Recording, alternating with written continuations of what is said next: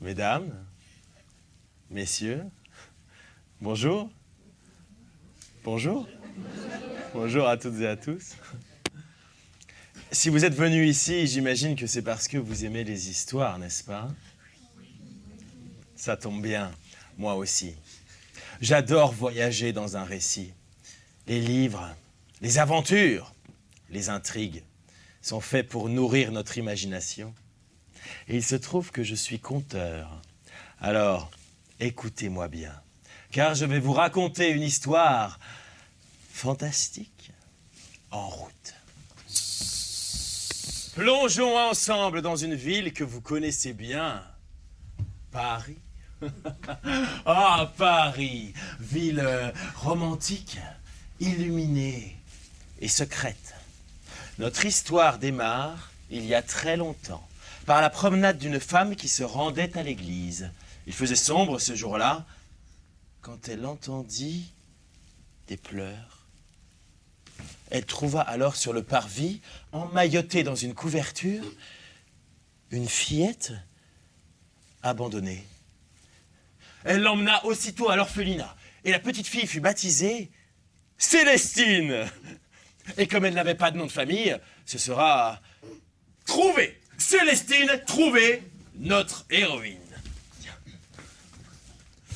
Quelques années plus tard, nous sommes en 1889.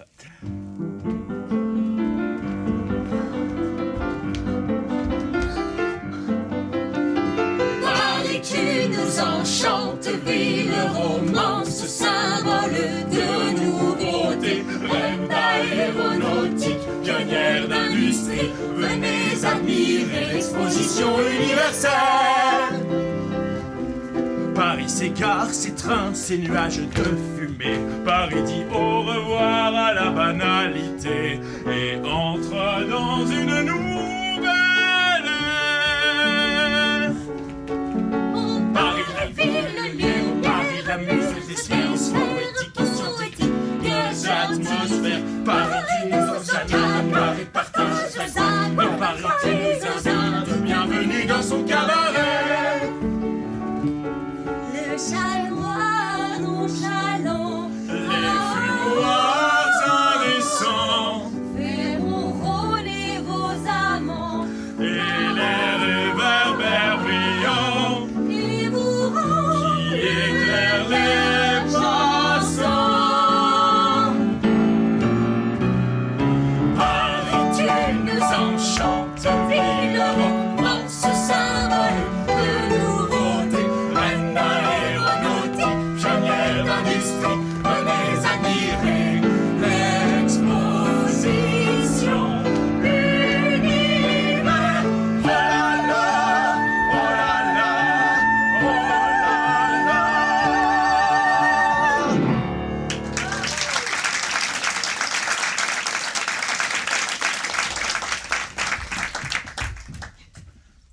Célestine, donc, était devenue une jeune femme brillante, mais terriblement maladroite. Ah! Ah, je suis sûre que je vais vous manquer, monsieur Lambert. Monsieur Lambert? Monsieur Lambert, directeur de l'orphelinat.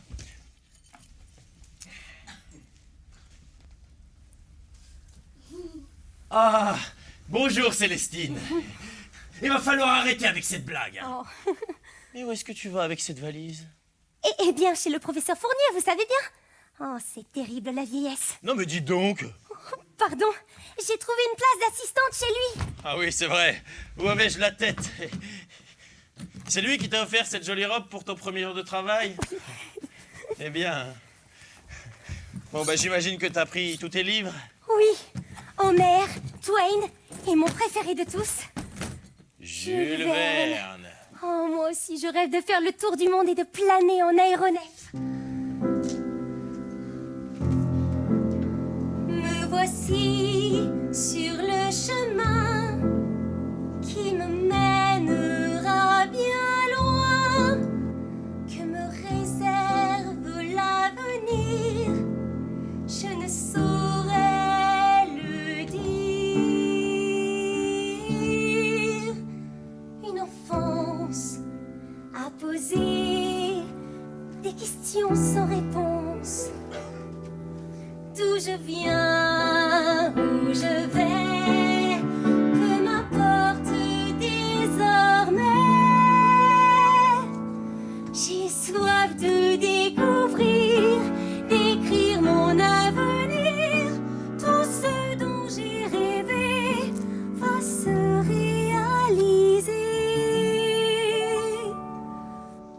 Je veux partir à l'aventure, traverser Paris en voiture et faire le tour du monde dans les airs, voler, voyager en aéronef, décider de mon propre chef et traverser le ciel.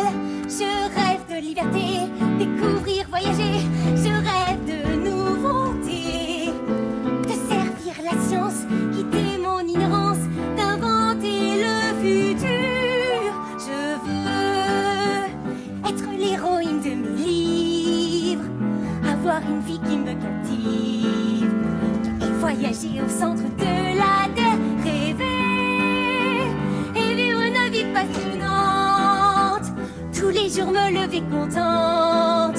Je veux vivre dans mes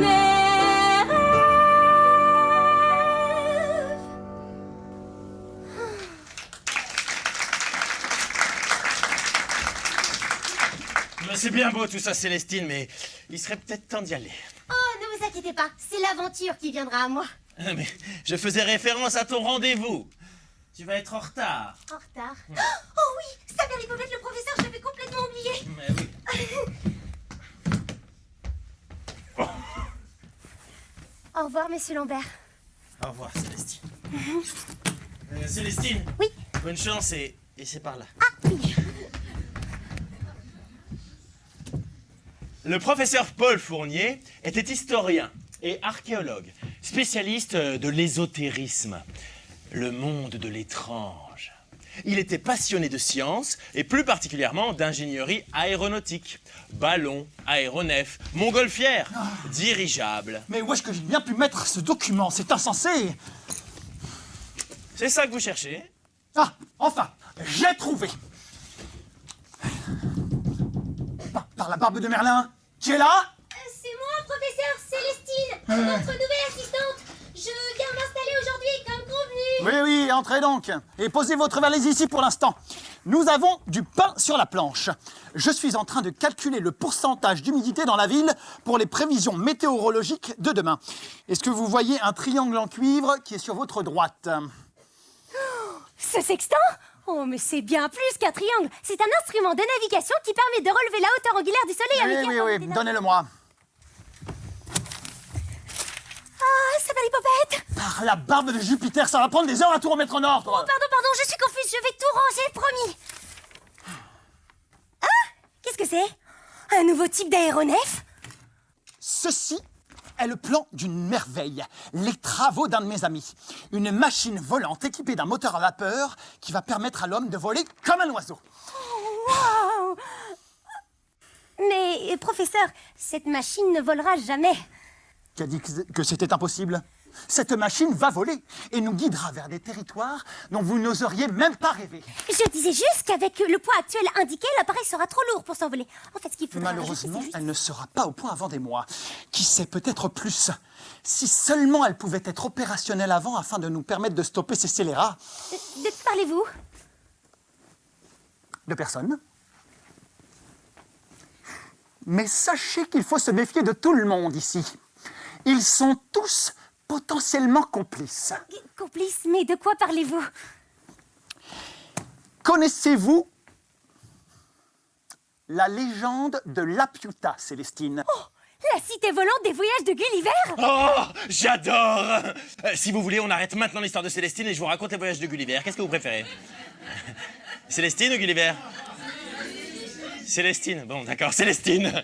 Bon, en tout cas, pour la faire courte, Gulliver atteint Laputa, une île volante dotée d'un système magnétique menaçant les cités terrestres d'attaques aériennes. Exactement.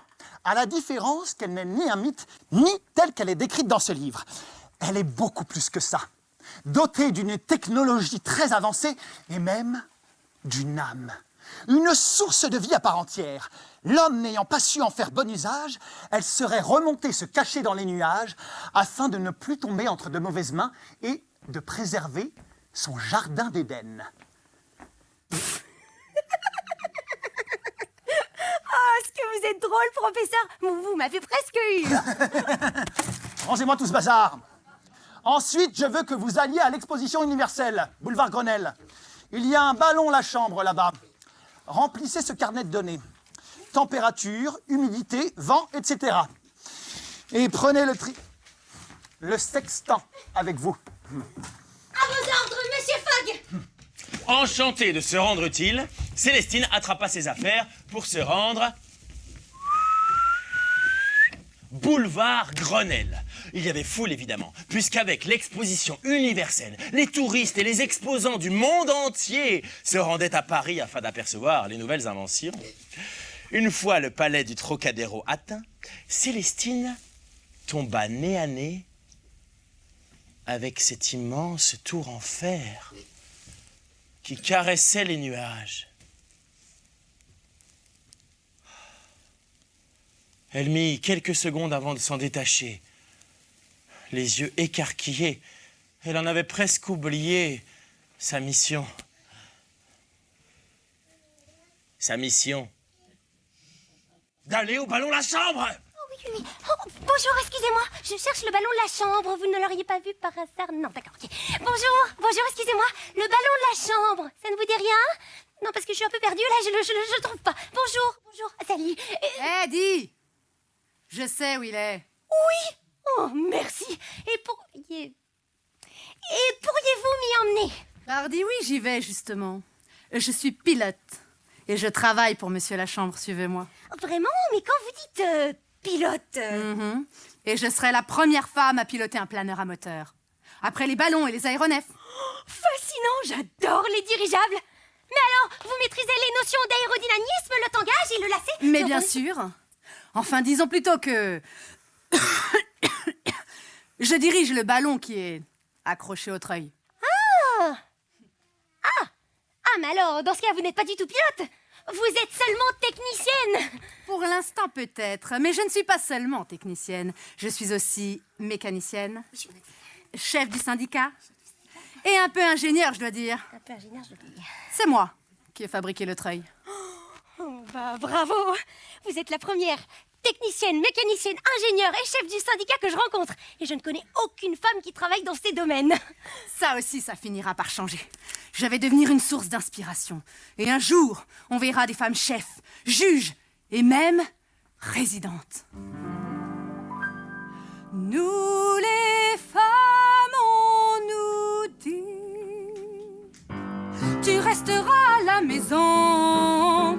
Il faudra te faire une raison. L'homme est là pour gagner son pain. Sa femme attend et ne dit rien.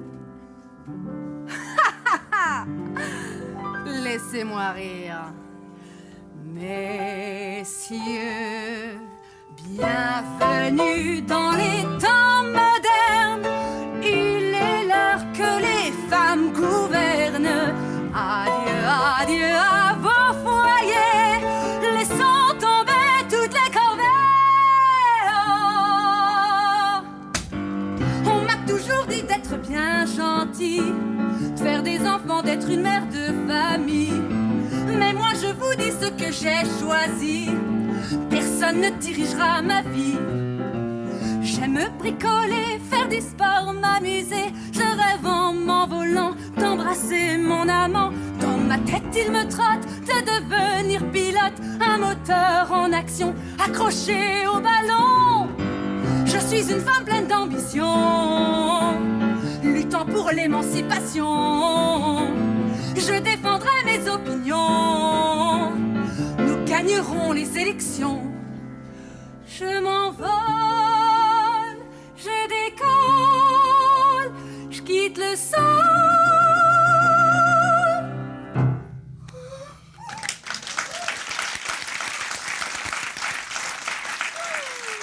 Eh bah, vous êtes drôlement ambitieuse.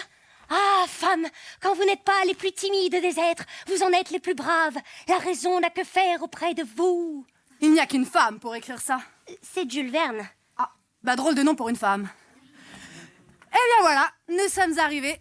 Le ballon la chambre. Et pour le tour, ce sera 1 franc. Dis, j'ai oublié ton nom. Ah, je ne l'ai pas dit. Célestine Trouvé, enchantée. À qui ai-je l'honneur? L'oiseau. Mira l'oiseau. Sur le point d'obtenir mes ailes. Alors, normalement, le ballon est fermé à cette heure-ci, mais on dira qu'il s'agit d'un vol de vérification technique. Mira. C'est original. C'est un diminutif de Mireille? Non. Non. Myrte. Non, Mira. Un point, c'est tout.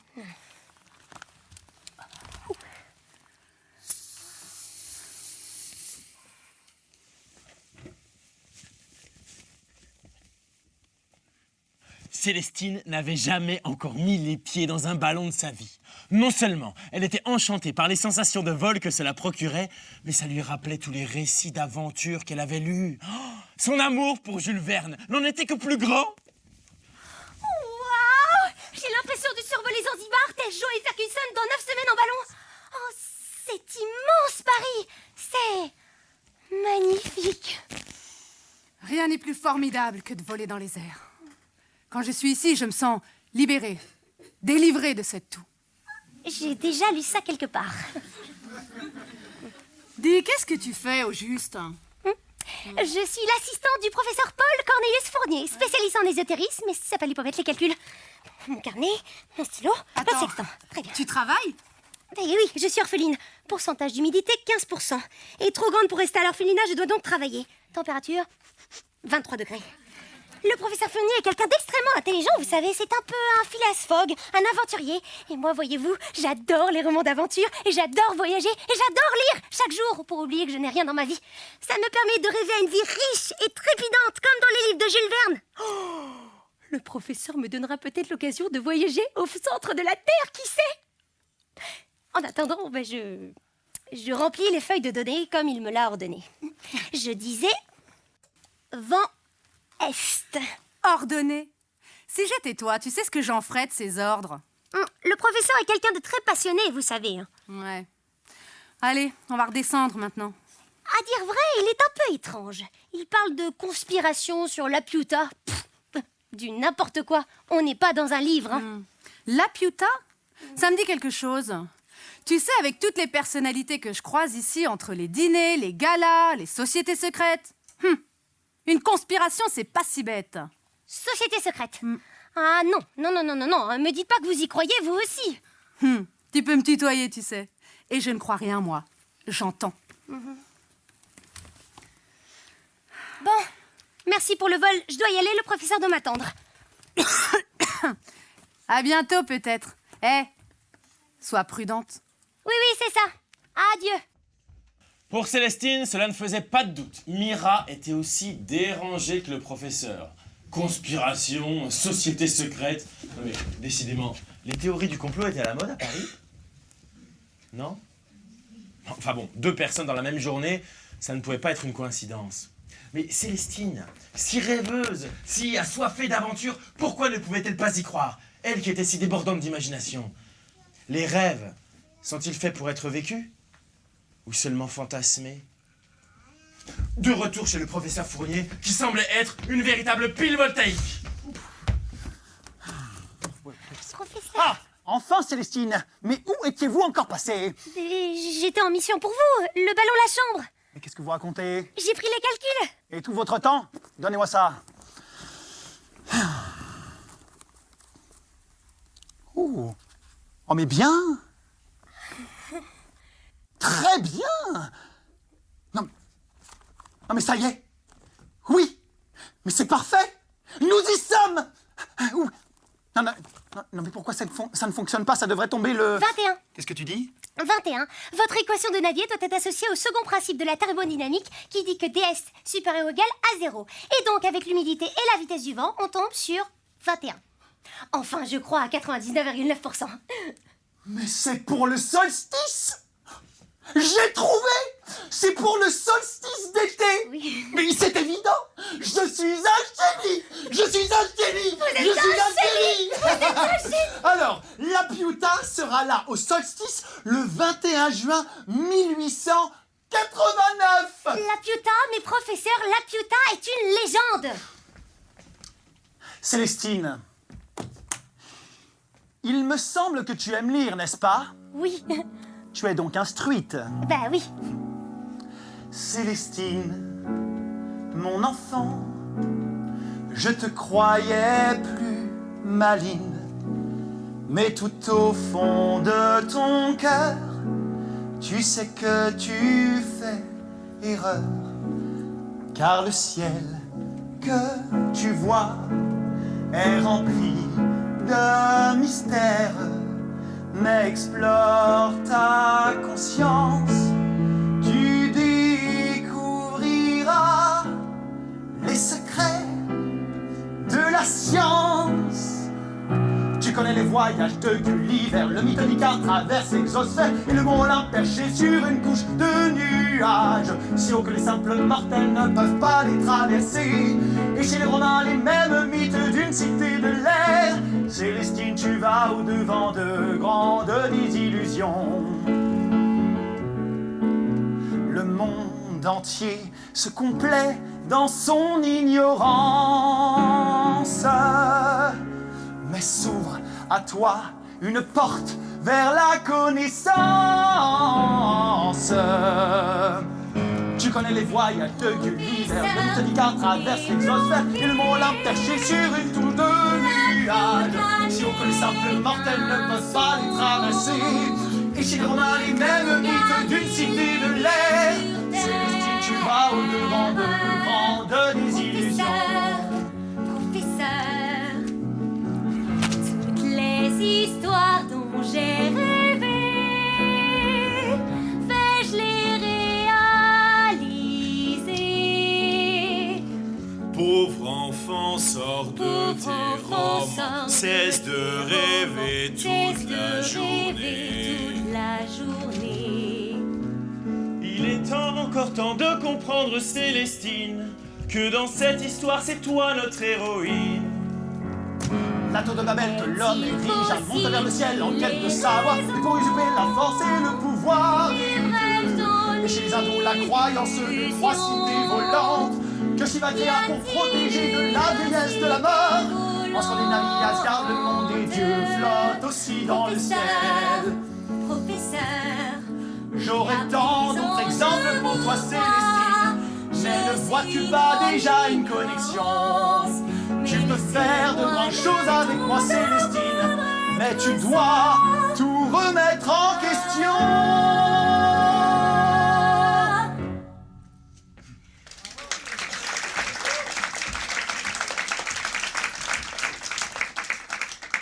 Que sais-tu de la tour d'Eiffel, Célestine? Oh, que c'est la tour la plus haute du monde, d'une hauteur de 300 mètres, enfin 312,27 mètres précisément, depuis la pose de son drapeau le 31 mars dernier. Elle a été conçue par Gustave Eiffel, mais également développée par Maurice Koechlin et Émile Nouguet, qu'on oublie un peu trop souvent de citer. Enfin, cette merveille architecturale a été créée pour fêter le centenaire de la Révolution française.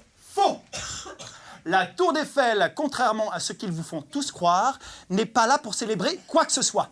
Du moins, pas officiellement. Si vous aussi, vous commencez à me parler de société secrète, je vais tourner de l'œil. De société secrète? Non mais qui? D'où sors-tu ça? Oh, Quelle c'est- société? C'est la technicienne mécanicienne ingénieure en pantalon qui en a entendu parler dans le ballon. Mais Célestine, il y a une société secrète! Célestine! Oui, mais j'ai besoin de toi là! Qu'y a-t-il? Tu m'as bien dit que tu avais rencontré un membre d'une société secrète, c'est bien ça? Non, c'est la technicienne pilote qui m'en a parlé. Des passants et des clients, je crois. Oui, mais alors, qu'a-t-elle dit précisément? On en a à peine parlé. Bah alors, retournons la voir et allons la questionner. Non, mais professeur, cette femme divague. Elle disait aussi que les femmes seraient présidentes. Elle était un peu loufoque, si vous voulez mon avis. Célestine, il n'y a rien de mieux en ce monde que d'être loufoque. Alors, crois-moi, qu'elle divague ou non, cette femme en pantalon a sûrement des informations. Alors, nous y allons. Tiens, j'ai fait des rimes. Vous savez ce qu'aurait dit Passepartout dans ma situation? Non. À vos ordres, Monsieur Fogg. Oui. Décidément, cette histoire promet bien des surprises, puisque même Célestine commence à croire aux folies du professeur. Et vous y croyez à cette histoire de cité volante?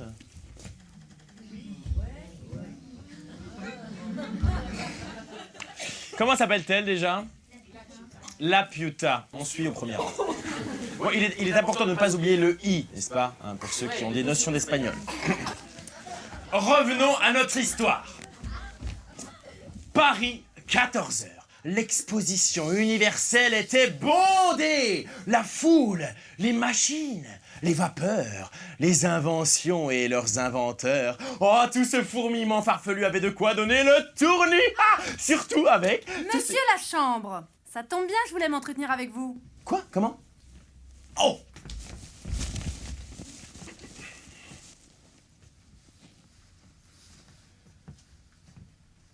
Oui, mademoiselle la poule.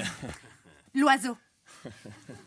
Vous n'êtes pas venu encore ici pour me demander une augmentation? Non, c'est au Tant sujet... mieux! Vous avez fini par vous dégonfler.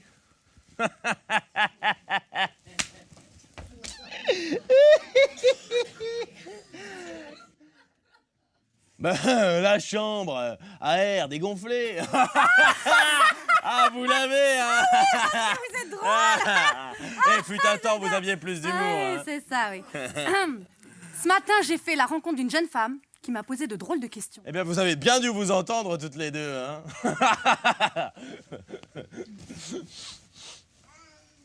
Il est beau, mon ballon, hein? Tiens, c'est l'heure de mon rendez-vous avec ce cher Gustave. Au revoir, mademoiselle la mouette. Et cessez de m'importuner avec votre augmentation. Bonne journée, monsieur la chambre. Accouchez dehors. Couché? Toussez.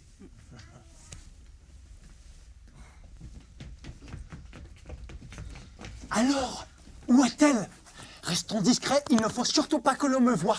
Mais que qui vous voit, professeur? Les traîtres, les membres de la confrérie. Ah, ben la voilà! Mira l'oiseau! Chut, mais tu es folle, tu vas nous faire remarquer. Excusez-moi, professeur, mais nous sommes là pour Mira, et voilà Mira! Oh, je sais! Mirabelle! Non, toujours pas. Encore toi? Tu veux refaire un tour? Nous n'avons pas le temps, mademoiselle. Bonjour. Oui? Bonjour. Excusez-nous, j'ai besoin de vous poser quelques questions si vous n'y voyez pas d'inconvénient. J'ai fini mon service. Ah, mais enfin, dites toujours. Ah oui, alors, Célestine m'a dit que vous aviez des informations à propos d'une société secrète. Et vous êtes qui, d'abord? Paul? Mais vous pouvez m'appeler Paul. Je suis le patron de Célestine. Alors, vous savez quelque chose? Des informations. C'est un peu exagéré. Disons plutôt que j'ai entendu mon patron, monsieur la chambre à louer, parler avec une dame très élégante de rendez-vous secret et de société du ciel ou un truc comme ça. La confrérie des nuages? Ouais, voilà, c'est ça. La dame était très pressante quand elle parlait de la confrérie machin chose, que la tour était prête, mais que quelqu'un n'avait pas encore rapporté quelque chose. Et quoi? Rapportez quoi? Alors là, je ne sais pas. Et c'est déjà un exploit que je puisse vous en dire autant.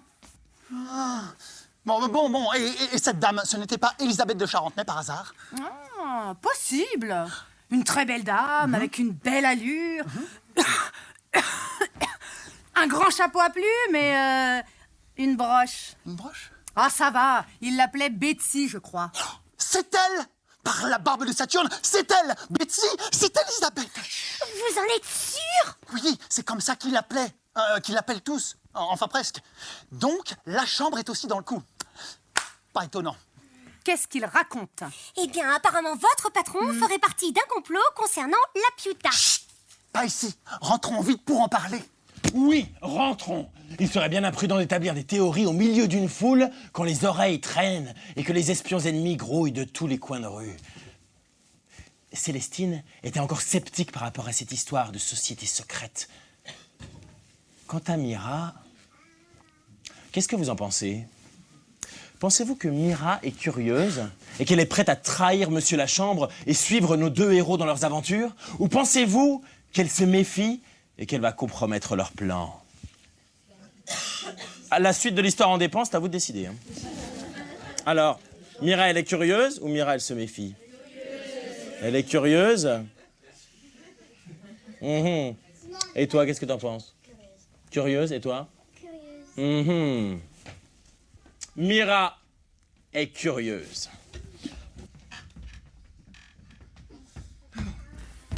Est-ce que quelqu'un peut me dire ce que nous faisons ici? J'ai traversé tout Paris pour vous suivre. Oui, professeur, nous avons droit à des explications. Que fait cette confrérie? Et pourquoi tant de cachotterie? Oh, vous divaguez encore à propos de la Piuta. Atteindre la Piuta, c'est la quête ultime de la confrérie des nuages depuis des siècles. Et ils seraient à même d'y parvenir, car ils ont mis au point un système qui annulerait le camouflage de la cité volante cachée parmi les nuages. Un générateur anti-nuages, si vous préférez. Le pouvoir absolu est leur seul but. Et cela au détriment de tous. Comprenez-vous bien où je veux en venir? Écoutez-moi. La confrérie des nuages a installé la tour d'Eiffel, la tour la plus haute du monde, afin d'avoir une visibilité sans faille, ou presque, atteindre les cieux et atteindre... La Piuta. afin de contrôler le monde. Mais enfin, ça n'a aucun sens. Autant y aller en ballon. Ce serait bien plus facile. Oui, les ballons de l'exposition seront évidemment mobilisés pour assurer l'assaut de la Cité Céleste. Et visiblement, le ballon d'Henri Lachambre est là pour faire de la surveillance et récolter de précieuses informations. Il est parfaitement bien placé. Pourquoi t'aurais-je envoyé là-bas sinon? Et Elisabeth... Alors mon patron aussi fait partie de la confrérie. Professeur, vous êtes sûr de ce que vous avancez? Ça veut contrôler le monde et c'est pas fichu de dire mon nom correctement. C'est tellement... énorme, grotesque... Oui! Et... dangereux. Nous y voilà! Les yeux de Célestine étaient devenus brillants, d'inquiétude aussi. Mais peut-être que le professeur n'était pas si fou finalement. Bon, récapitulons. Nous avons d'un côté les méchants, la confrérie des nuages. Bon, ça fait pas très peur, mais il n'en reste pas moins très méchant quand même. Les gentils, une île volante que personne n'a jamais vue, la Piuta, une tour de contrôle camouflée en œuvre d'art au milieu de Paris. Les méchants veulent contrôler les gentils grâce à la Piuta. Les gentils veulent aller sur la Piuta parce que... Parce que c'est joli. Parce que c'est joli. Et la tour Eiffel, eh ben c'est joli aussi. Mais c'est construit par les méchants, donc il faut s'en méfier. Exactement. Et ce n'est pas tout. Ils veulent se servir des potentielles ressources de l'île pour accélérer la production d'énergie comme le charbon et le développement industriel à des fins militaires. Il leur suffit d'avoir la bonne date, la bonne heure, oui aussi, et le bon calcul. Oh, par la barbe de Vercingétorix! Mes calculs! Professeur, tout va bien? Non, mais mes calculs, ils étaient dans ce coffret! Oh, ils l'ont forcé, ils m'ont volé! Oh, vous en êtes sûr? Vous les avez peut-être rangés ailleurs? Non, oui, je les avais enfermés dans le coffret. J'ai quitté le bureau, nous sommes partis pour l'exposition universelle. Célestine, tu as bien fermé la porte en partant. J'ai bien fermé la porte en partant. Ah oui, à clé. À clé? Quelle clé? Oh, sa belle hippopète. Ah bah oui, mais bon, s'il lui a pas dit qu'il y avait une clé aussi... Oh, malheur! Il devait y avoir un guetteur. Plus rien ne peut les stopper. Ils ont tout maintenant. À cause de toi, Célestine, l'humanité entière court à sa perte. Oh, on se calme. Ma cliente n'est pas coupable, car il s'agit de votre domicile et donc de votre responsabilité. Mais Continuez à culpabiliser ma cliente et je vous colle la CGT sur le dos. vous devriez consulter pour cette toux. Un ami peut vous aider. C'est Pasteur. Je ne crois pas en Dieu. Il est docteur, pas protestant. Oui, pas quand on verra les docteurs protester, hein. Quel idiot. J'aurais dû me douter qu'il me ferait suivre après mon départ. Si seulement j'avais détruit les preuves.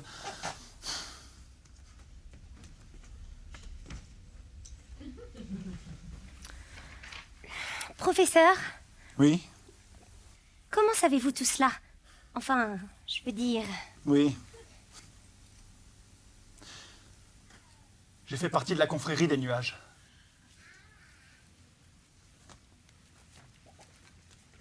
Et que pouvons-nous faire pour les arrêter?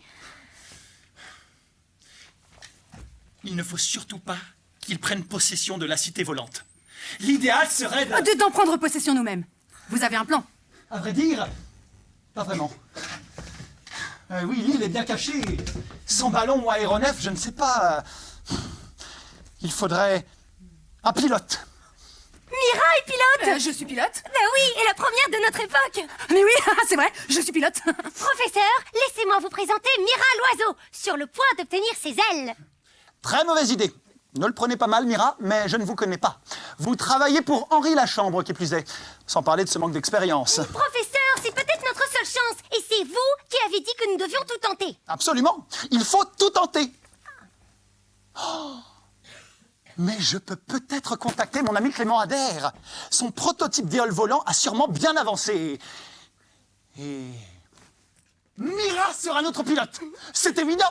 Je suis un génie. Je suis un génie. Je suis un génie. Ah. Et Célestine, tu pourras infiltrer la tour Eiffel, saboter le générateur anti-nuage pendant que Mira tente une approche aérienne, te récupère au sommet de la tour avant de vous envoler vers la Piuta. Ça peut marcher? Oui, mais au milieu des nuages, je piloterai à l'aveugle. Non, il me faut un copilote qui puisse me guider. Qui?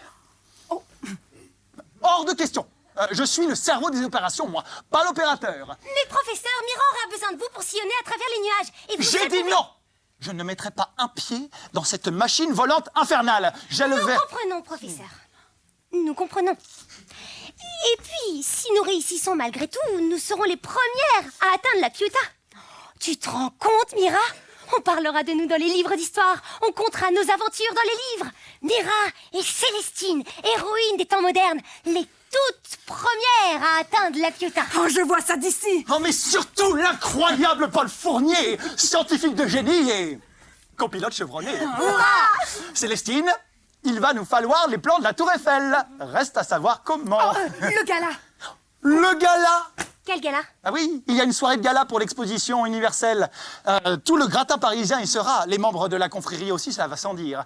Ah, nous avons rendez-vous à la Galerie des Machines. Nous feindrons de ne pas nous connaître. Et moi, je peux faire diversion. Magnifique. Bon, étudier les plans, d'accord. Mais comment? Ben, en jouant l'étudiante passionnée qui a un tas de questions sur la structure et la fabrication de la tour Eiffel. Tu n'auras aucun mal à alimenter la conversation. Mais avant, il vous faudra convaincre votre ami Clément Adair de nous prêter sa machine volante, professeur. Allez vous préparer, mesdemoiselles. Nous avons une soirée qui nous attend. Clément Adair, ingénieur français et pionnier de l'aviation, créa officiellement, le premier avion en 1890. Mais je dis bien officiellement. Clément! Oh, mais est-ce qu'on va me laisser raconter mon histoire tranquillement? Clément, où es-tu? Clément! C'est moi! C'est pourquoi? Je suis pas là, j'ai pas le temps.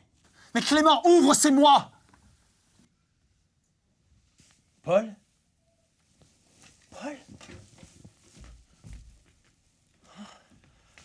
Paul, nom d'une chauve-souris. Mais qu'est-ce que tu viens faire ici? Je t'ai dit que Léol prend tout mon temps, il sera pas prêt avant des mois. Je sais, mais nous n'avons pas quelques mois. C'est pour bientôt. Pour bientôt? Tu veux dire quelques semaines? Quelques jours? 2 jours. Mais Paul, tu plaisantes! Il faut tenter le coup, nous n'avons pas le choix. Ils ont volé mes calculs, ils savent quelle approche prendre, l'heure, tout. La Piuta arrive. Mais Paul, c'est de la folie! Nous ne sommes pas prêts, la machine n'est pas prête! Mais bien sûr que nous sommes prêts. Nous avons attendu ça toute notre vie. Peu importe la machine, la confrérie, les calculs. La Piuta approche. Ils l'attendent. Pense aux conséquences. Mais ça fait 10 ans que j'y pense, justement! Mais ça n'a rien à voir avec mon frère. Il ne s'agit pas d'un caprice cette fois-ci, mais d'empêcher une catastrophe. Et si tu laisses ta peau? Hein? Il peut voler. Ben, c'est possible, mais c'est peu probable. C'est un risque que je suis prêt à prendre. J'ai confiance en toi. Clément, je suis passé voir Louis pour récupérer un remède. De plus en plus de gens sont contaminés par l'air, ces nuages noirs qui envahissent Paris. Si la putain regorge de charbon comme ils le prétendent, tu sais qu'ils vont en accélérer l'exploitation et l'utiliser massivement. Ce sera l'hécatombe. Et ils commercialiseront leurs remèdes anti-pollution à des prix exorbitants. Mon amie Mira est atteinte. Nous ne pouvons pas les laisser affaiblir la population. Il va te falloir un très bon pilote. Mais je ne peux rien te garantir quant au fonctionnement de cette machine. Et je te la prête. Et au diable mes projets. Voilà comment Paul obtint l'accord de son ami. Un accord sur un plan qui reposait sur un rêve. Mais après tout, les rêves sont nos guides, n'est-ce pas? Le gala de la Galerie des Machines était sur le point de commencer. Les scientifiques et personnalités de tout Paris s'y retrouvaient afin de faire quelques mondanités. Paul Fournier, ça fait longtemps qu'on ne t'a pas vu. En effet, Gustave, je suis resté discret. Monsieur Eiffel, c'est un honneur. Je suis ravie de faire votre connaissance. Célestine Trouvé, enchantée. Célestine. Quel délicieux prénom. Digne d'une héroïne. C'est drôle que vous disiez ça parce que je suis passionnée par les romans de Jules Verne. Ce bon vieux Jules. Oh, vous le connaissez? Parlez-moi de lui, s'il vous plaît, monsieur Eiffel. Et de votre magnifique tour. Eh bien, en voilà une qui commence sa mission avec brio. Professeur! Hein? Qui Mira! Oui, c'est moi, j'ai l'air... Oh, superbe! Ah, j'allais dire ridicule, mais soit. Attendez, venez. Prenez et buvez. Ceci est une potion que vous a concoctée mon ami Pasteur pour votre toux. Le docteur. Oui, c'est... Merci. J'ai semé monsieur Lachambre. Ils vont mobiliser tous les ballons de l'exposition qui seront, comme par hasard, interdits au public le 21 juin. Bonjour. Bonjour. Et dire qu'il a fallu une robe pour qu'il me prête de l'attention. Ce mufle m'a enfin accordé mon augmentation. Mais où est Célestine? Avec Eiffel. Paul et Mira, Gustave et Célestine, je ne sais pas quelle conversation vous racontez. Laquelle voulez-vous suivre? Ah, il faut choisir encore. Paul et Mira, Gustave et Célestine. Monsieur. Gustave et Célestine. Vous connaissez le professeur Fournier? Oh, seulement de réputation et rien comparé à vous. Et vous, c'est un de vos employés? Pas tout à fait. Paul et son frère Albert ont travaillé avec nous en étroite collaboration jusqu'à ce terrible accident. Quel accident? Albert a voulu piloter un prototype de planeur à moteur. Le projet a lamentablement échoué. Albert est mort sur le coup et Paul ne s'est jamais remis de la mort de son frère. J'ai tout fait pour essayer de minimiser sa peine, vous savez. Je n'aime pas voir souffrir les gens. Eh bien, j'espère qu'avec votre tour, vous ferez le bonheur de tout Paris. D'ailleurs, comment l'idée vous est-elle venue? Vous savez, je suis ingénieur. Vous êtes avant tout un artiste. C'est vrai. Je me suis toujours dit d'ailleurs que ce projet était un peu ma plus grande histoire d'amour. Enfin, jusqu'à présent. Cela vous plairait-il de m'accompagner à jouer dans une petite réunion privée? Mon ami Edison m'a fait cadeau d'un phonographe. Un appareil extraordinaire qui nous permettra de nous souvenir de la soirée d'aujourd'hui en capturant et répétant nos voix. Un phonographe? Oh oui, oui, oui, oui. J'aimerais beaucoup voir ça, monsieur Eiffel. Appelez-moi Gus.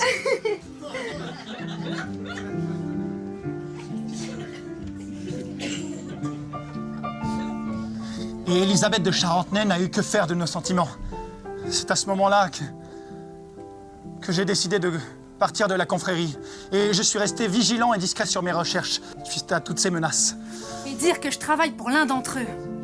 À vrai dire, je ne vaux pas mieux qu'eux. Je suis sur le point de vous mettre en danger. J'ai le plan, vite! Courez! Attrapez-les! Oh, il est parapluie! À gauche! Stop! À droite!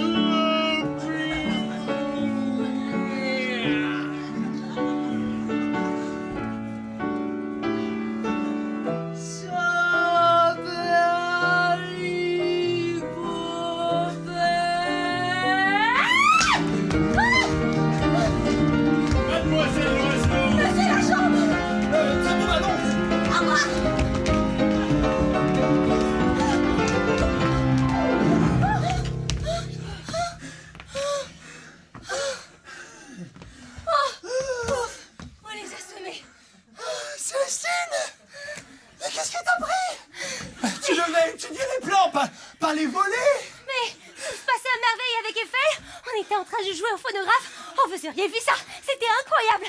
Oh, enfin bref. Tout d'un coup, Elisabeth est arrivée et s'est mise à parler de vous. Gustave, je ne veux pas de cette vermine à cette soirée. Débarrassez-moi de ce cafard, très cher. Eh ben, j'ai pas pu m'empêcher de lui répliquer.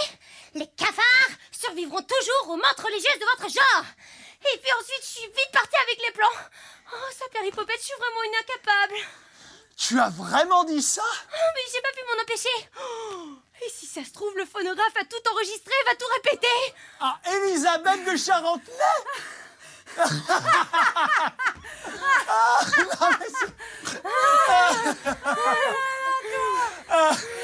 T'as vraiment pas franc cheveux. Non mais, Célestine, tu es unique.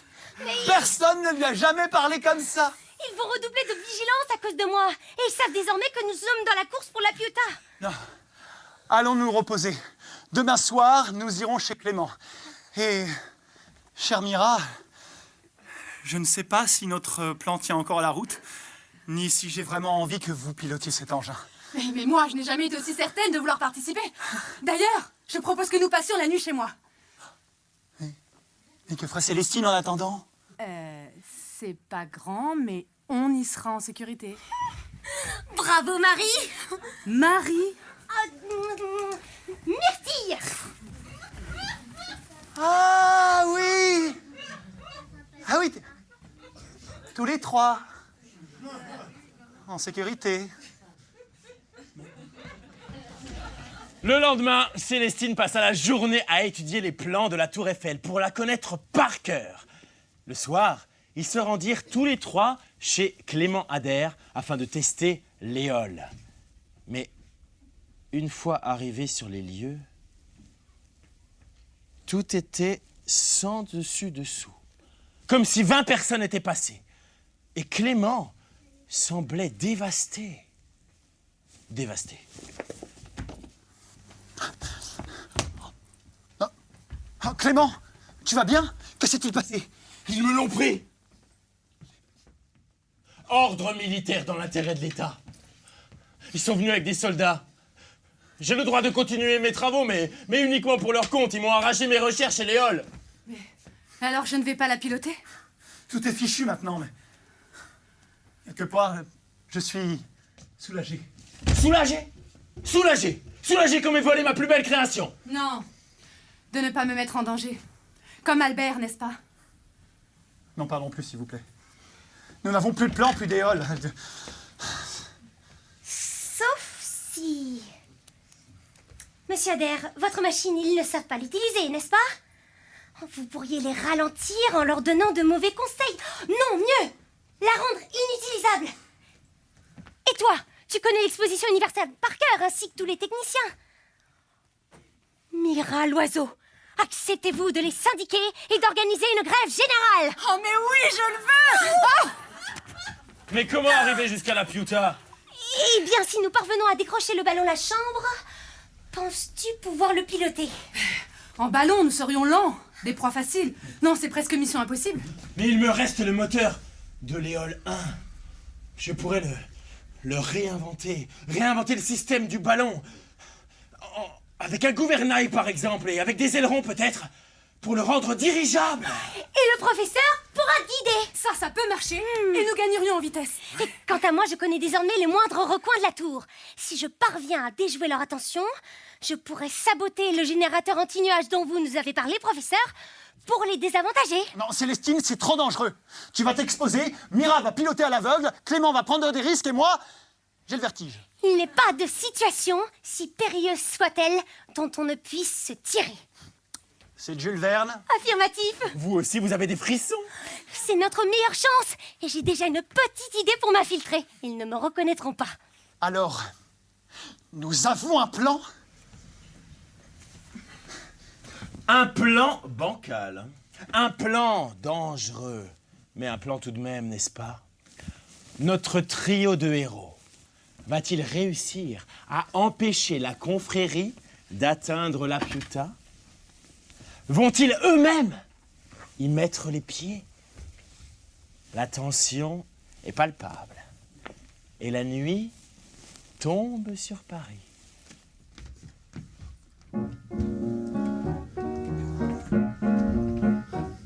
Quelle heure est-il? Je ne dors pas. Demain la Piuta sera là. Toutes ces années à y penser, mon rêve enfin à m'apporter.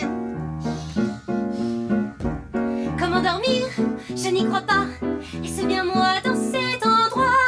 Une héroïne comme dans mes rêves. C'est impossible, réveillez-moi. Invraisemblable, je ne rêve pas. Demain je m'envole pour la Piuta. Tout ce travail, je ne peux plus baisser les bras. Ces sacrifices, Courage, il m'en serait, il est grand temps d'y parvenir.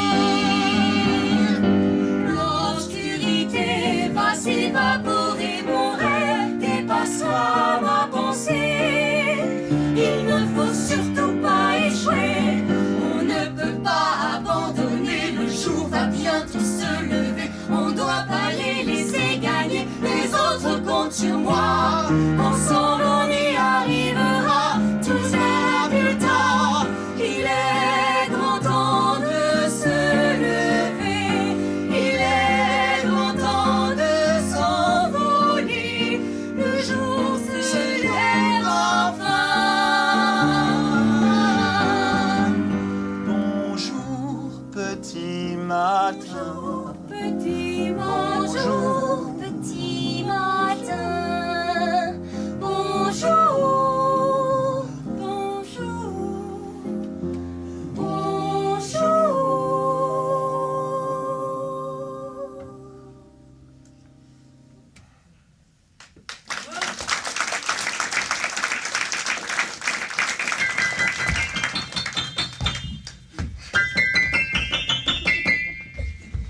Le lendemain matin, Paul et Mira se rendirent à l'exposition universelle, discrètement, afin de ne pas se faire repérer. Ils s'étaient donné rendez-vous au pied du ballon La Chambre. Mira, tout est prêt? Gouvernail, ok. Moteur, ok. Voile, ok. Mira, ok. Ok, mais qu'est-ce que ça veut dire? Bah ça vient des Amériques. All correct diminué en ok. Ça veut dire que tout va bien. Ah, oui. Bah, cette expression est bien trop moderne. À mon avis, elle n'a aucun avenir. Vous devriez monter dans la nacelle et vous cacher, Paul. Ok. Les hommes et les enfants d'abord. J'ai attaché Monsieur Lachambre derrière ce panneau. Non. Après l'avoir assommé, pah! Ah oui. Bon, bah, allons-y, j'ai peur que d'autres personnes rappliquent. Allez.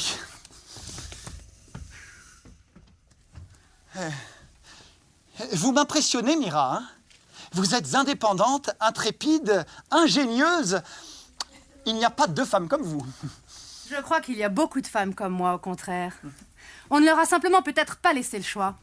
Vous savez, on nous apprend à obéir à nos pères, puis à nos maris. Mais avec plus de possibilités, nous pourrions vous surprendre. J'avoue que j'ai du mal à vous imaginer en jeune fille sage et obéissante. Ça, c'est normal, je ne l'ai jamais été. Mon père m'a toujours encouragée à être curieuse et autonome. J'ai eu de la chance, c'est tout. Voilà, nous avons pris assez d'altitude. Quand ils commenceront à s'agiter en bas, nous pourrons nous détacher du treuil pour libérer le ballon. Paul, vers quelle heure la Piuta est censée s'approcher de la tour? A priori vers midi. Il nous reste donc moins de 2 heures. Et d'ici là, les membres de la confrérie nous auront sans doute déjà remarqués. Et ils vont mobiliser les 2 autres ballons de l'exposition. Mais non! La chef du syndicat, moi, a lancé l'appel à la grève de tous les techniciens. Alors, le temps qu'ils en trouvent un... Ah oui, hein? Oh!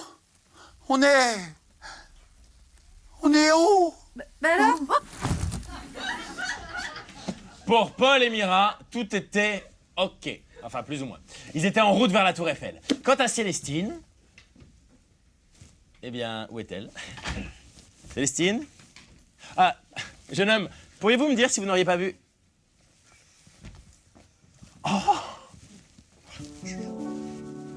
Pour gravir des sommets, je dois me surpasser. J'avance avec confiance vers les rêves de mon enfance. Enfin, je vis une grande aventure. je suis en pleine filature. Entre d'énormes colonnes de métal, ça y est, enfin je sens mon importance. Aujourd'hui je saisis ma chance au sommet de la tour Eiffel.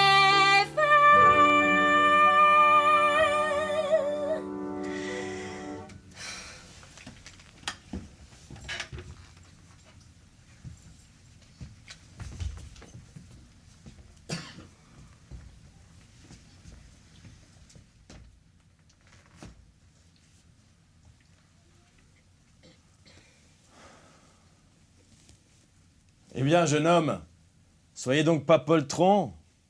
Approchez-vous de la barrière. Vous verrez que la vue est à couper le souffle. C'est que j'ai un peu peur de tomber avec cette foule. Nous sommes si hauts. Il ne faut pas être effrayé. C'est magnifique. Vous regretterez de ne pas avoir bravé votre peur pour vivre cette aventure. Vous avez raison. Allez, Célestine, ressaisis-toi.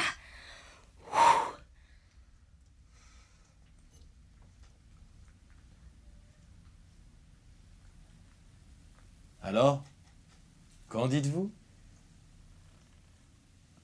C'est une merveille. Une fête des yeux. Une véritable kaléidoscopie de vert, de jaune, d'orange, de violet, d'indigo, de bleu. En un mot, Toute la palette d'un coloriste enragé. vous connaissez? Jules Verne? Un peu. Vivre une belle aventure, connaître le sens de la vie. Pensez-vous que les héros de ces romans connaissent le sens de la vie? Non, monsieur. Je crois que les vrais héros ne connaissent pas le sens de la vie. Je crois qu'ils lui donnent du sens. À la leur, comme à celle des autres. Et Jules Verne est mon héros. Je dois vous laisser, c'est l'heure de mon rendez-vous. Je souhaite une bonne journée. Au revoir.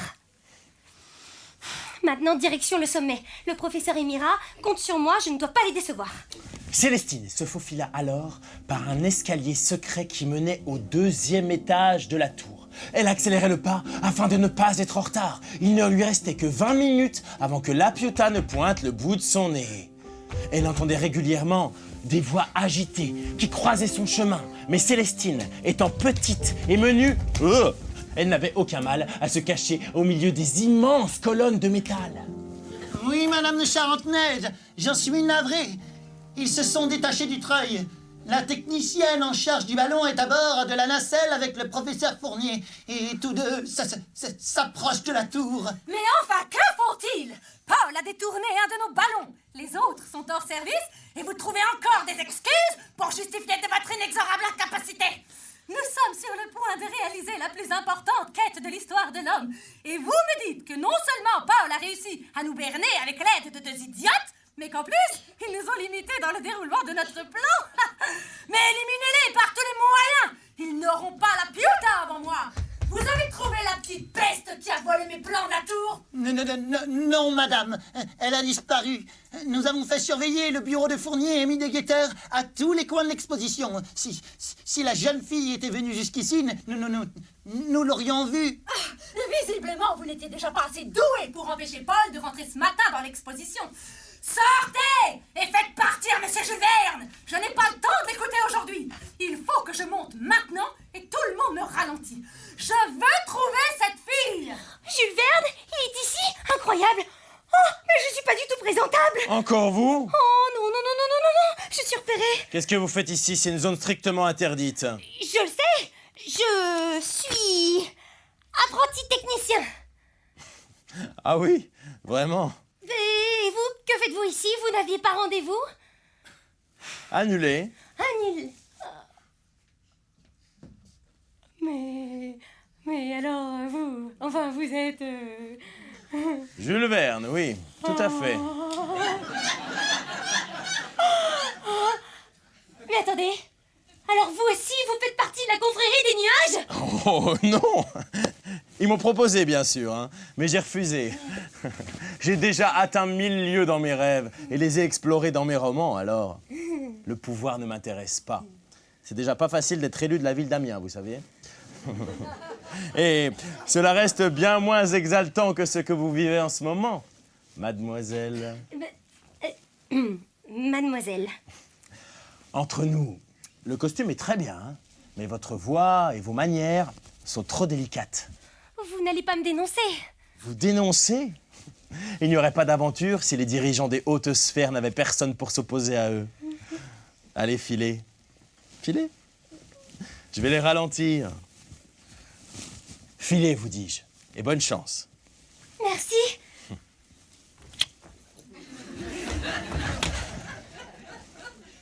À 300 mètres du sol, des nuages blancs de coton entouraient la pointe de la tour. Célestine découvrit une machine reliée à une gigantesque antenne. Un chronominuteur à aiguille qui tournait à vive allure. Il ne lui restait que 5 minutes avant que le générateur anti-nuage ne se déclenche. Bon, si cette machine doit dégager le ciel alentour, c'est qu'il doit y avoir un émetteur au bout de cette antenne. Ah, ça doit être le circuit qui l'alimente. Bien. Respire, Célestine. Bien. Oh, qu'est-ce que c'est que ça? Oh, je n'ai qu'à couper l'un de ces fils. Enfin, j'espère. Célestine! Célestine! Célestine! Par la barbe du car! Ah, attendez encore un peu. Oh, vite. Célestine, attrape la vis et rejoins-nous! Attendez encore un peu, je vous dis. Bon, je n'ai qu'à couper l'alimentation. Mais lequel couper? Le rouge ou le noir? Lequel? Le rouge, le noir? Lequel? Le rouge? Le rouge. Le rouge. Oh non, pourquoi je vous ai écouté? C'est pas vrai, celle faire les popettes, ça tourne toujours. Non. Bon, ça devrait fonctionner. Bien.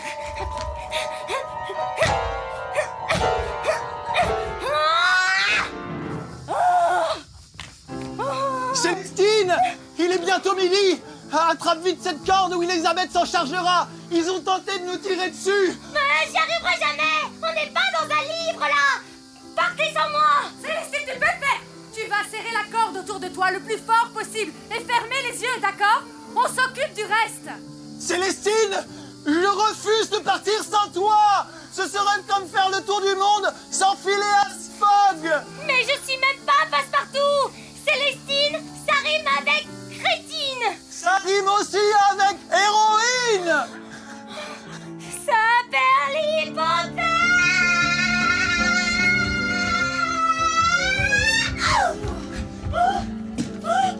J'ai réussi.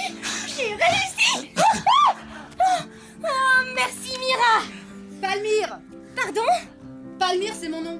Ah bah c'était pas facile à trouver! Non, trouver, ça c'est moi. Je voudrais pas vous presser, mais il y a du monde en bas, accrochez-vous! Oh non! Professeur? Oh, c'est rien, c'est 4 fois, c'est que le vertige. Ah, la Piuta est là quelque part au milieu des nuages et du brouillard. Paul, c'est à votre tour de nous aider maintenant. Tenez le cap légèrement plus à l'est! Nous ne sommes plus très loin et Elisabeth est sûrement à notre poursuite. Nous devons arriver avant elle! Notre trio de héros vola quelques instants à travers une épaisse couche de nuages. Et puis après quelques turbulences, trouva le calme absolu.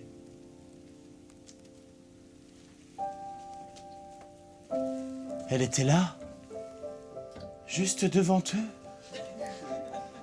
comme un noyau flottant au centre d'une bulle protégée par un immense habit cotonneux. Professeur, nous avons atteint le but ultime de la confrérie. Votre but. C'est vrai.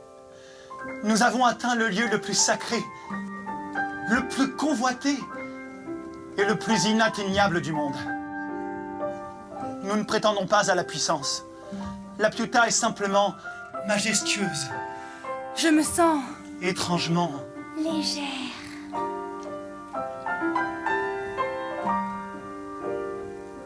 J'aurais aimé qu'Albert puisse voir ça. La Piuta est si belle. Essayons de lui rendre hommage, de la respecter et de ne pas l'utiliser. C'est la même chose pour la terre, puissante, sacrée, convoitée. comme une femme.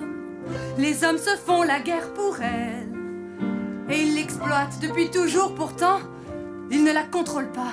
Tout à fait, Palmyre. N'abuse pas, Paul. Elle aura le dessus sur l'homme. Caresse une petite face à la terre. Mais son message est grand, préservons celle qui nous abrite dans l'espoir qu'un jour pas si lointain, elle redevienne aussi belle et pure.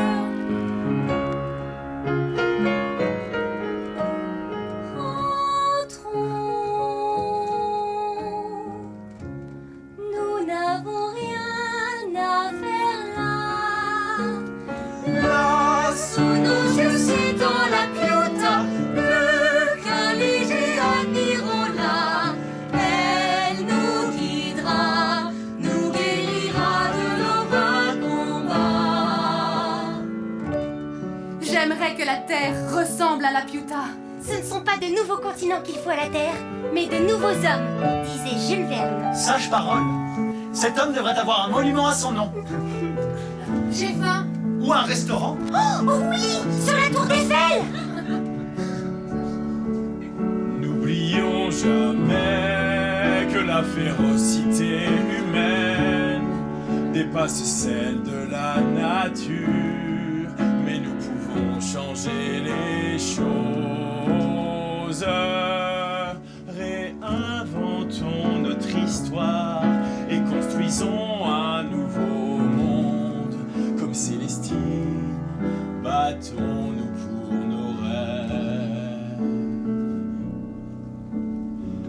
La confrérie des nuages, une fois sur la Piuta, captivée par sa magnifique aura, a bien compris pourquoi ce paradis restera loin de la terre.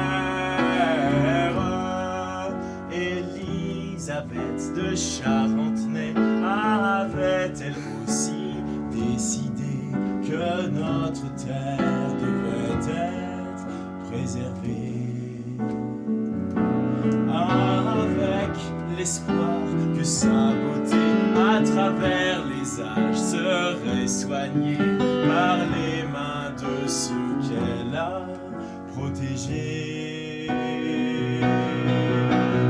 Là, sous nos pieds respire notre terre, partageons-nous-la tout entière et protégeons avant tout cette terre qui nous est chère.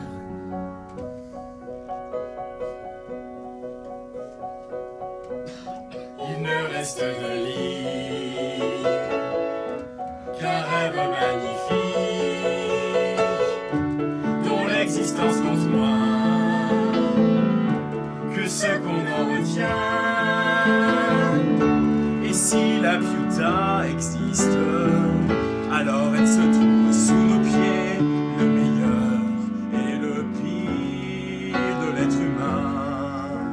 C'est qu'il n'accepte pas de se contenter de ce qu'il est, un simple mortel.